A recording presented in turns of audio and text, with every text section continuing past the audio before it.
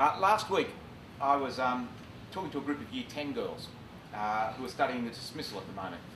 I love these conversations because they're very challenging, particularly from, these are 15 and 16-year-olds, and they're asking you questions that test you in many respects. Now, one of the things that they push you on is to articulate just what it was that the Whitlam government was all about, what it actually achieved. And I was able to say to them without any fear of exaggeration that every day of their lives, every day of their young lives, they are in some way experiencing the benefits of the Whitlam government. If they went to a doctor, if they went to a hospital in Western Sydney or a university in Western Sydney, if in the outer suburbs of Melbourne or Western Sydney you flushed a toilet, or if you recognised that Australia had an independent foreign policy, in all of these respects you can be thankful daily for what the Whitlam government achieved in 3 years. In effect, they catapulted Australia into the modern world, and you would have to say, for those of you who are historians, they catapulted the Labor Party into the modern world. So it's not my intent to devote these 10 minutes to a summary of Gough's achievements. John Faulkner did that much better than I could to mark Gough's 92nd birthday, and that address is on our website if you want to have a look. However, I do want to make a couple of observations about how you go about building a progressive agenda based on the Whitlam experience. The first is that you need to be absolutely clear about what defines that agenda. There is a need to articulate a worldview. A progressive agenda has coherence and is not simply the accumulation of different policy initiatives. Gough built his whole platform on the three great aims, the so-called three great aims that he articulated in the Blacktown Town Hall speech on the 13th of November 72. And they are to promote equality, to involve the people of Australia in the decision-making processes of our land, and thirdly, to liberate the talents and uplift the horizons of the Australian people. We've adopted those primary goals at the Institute. They're simple but potent, they're profound, but they're understood by the whole citizenry. Those goals in effect provide both policy direction and an effective litmus test for the specific program initiatives. Secondly, a genuinely progressive agenda isn't created by edict. It is developed over years. It isn't conjured from brainstorming and butcher's paper and media announcements. It is months and years of hard yakka and often tedious work. Commissions and reviews are much maligned, sometimes for good reason. However, it is right and proper to invest in the formulation of good, rigorous public policy. The fact that the Whitlam government could achieve so much in so little time is a direct consequence of the years they spent in thought and preparation, inquiry and debate. My third observation is that a progressive agenda may not be sustained by optimism, but depends on the creation of an enthusiasm for the future, an enthusiasm for change. Such enthusiasm is often enough found in the aftermath of crisis and disaster, as much as it is after prolonged periods of stagnation. The GFC is a crisis that, fortunately, I think we haven't entirely wasted. It can be the generator of ideas and opportunity. It enabled government to spend after a period in which governments were not allowed to. And I think we're seeing some of the benefits of that and some of the space that is opening for really genuine progressive agendas to emerge. So what might constitute a progressive alternative for states?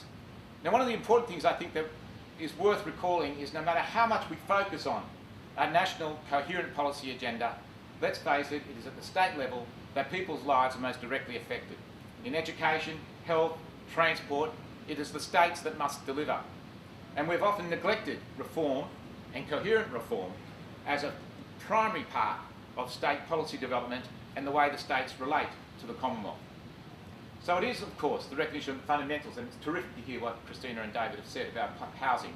It is absolutely fundamental. Urban development, transport, communications, access to enjoyment of services, health, education and leisure. I don't intend to elaborate on these here, though I could speak for much more than 10 minutes. I do, though, wish to argue that it is time that state governments gave serious attention to the relationship between government and citizens, the state and the individual. For much too long, it has seemed that these issues relating to our democratic institutions and foundations have been siphoned off to central government, and I would suggest that we are paying a price for that. There are multiple dimensions to this. The role of government in the 21st century, and it is changing. The legitimacy of representative democracy in a connected global society. As was mentioned, we've done about 18 months' work now, working with young people on imagining a new democracy. And the next session, in fact, my colleague James Barnatakis will be speaking about that work. But one of the critical points that emerged from this for me was that young people see that the global connected world has two consequences. One is that it makes them question about the relevance of state and even national governments in terms of the impact it has on their lives. And the second is they presume that if they have the technology, they should be able to involve themselves directly in decisions. They see no technological impediment to that. But what they don't seem to have, in my view, is a clear framework or philosophical base on which decisions or the type of society they want is going to emerge.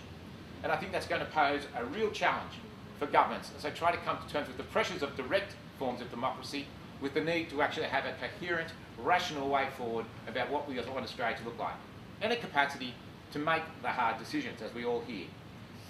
And I think thirdly, the dimension is that there are pressures to adapt and there are potential benefits. And these are critical rather than peripheral issues in many of the key decisions that are being made, from cooperative federalism to public sector reform and the provision of services. Another piece of work that we've just completed is looking at the impact of government contracts on non-government organisations, the emergence of the so-called third sector, as we outsource government services. The fact is, and I've had this conversation with employment services and with the third sector generally, the fact is government in fact cannot operate anymore without that sector, because government no longer delivers. Now it has two consequences. One is the sector itself is much more powerful, possibly than it realises. And secondly, it means that governments have to negotiate in ways they haven't had to before. Neither of these things have actually emerged in policy practice just yet. But it is only, I would suggest, a question of time, and it would pay us all well to give thought to it before that point arrives. It is why I'm a bit nervous about building an agenda around social inclusion rather than an agenda around rights. Social inclusion implies that it's discretionary, that somehow governments allow us to be included in society. Whereas quite the reverse is true. It is an obligation on government that we be included, that all be included, irregardless of background, as we know, or economic status, or any other form of differentiation, be it ability, or ethnicity, whatever. And what does it mean, under this basis, to actually say we will allow you to be included, rather than say that we will meet our responsibilities to ensure that you have what it takes to be a full part and belong to this society?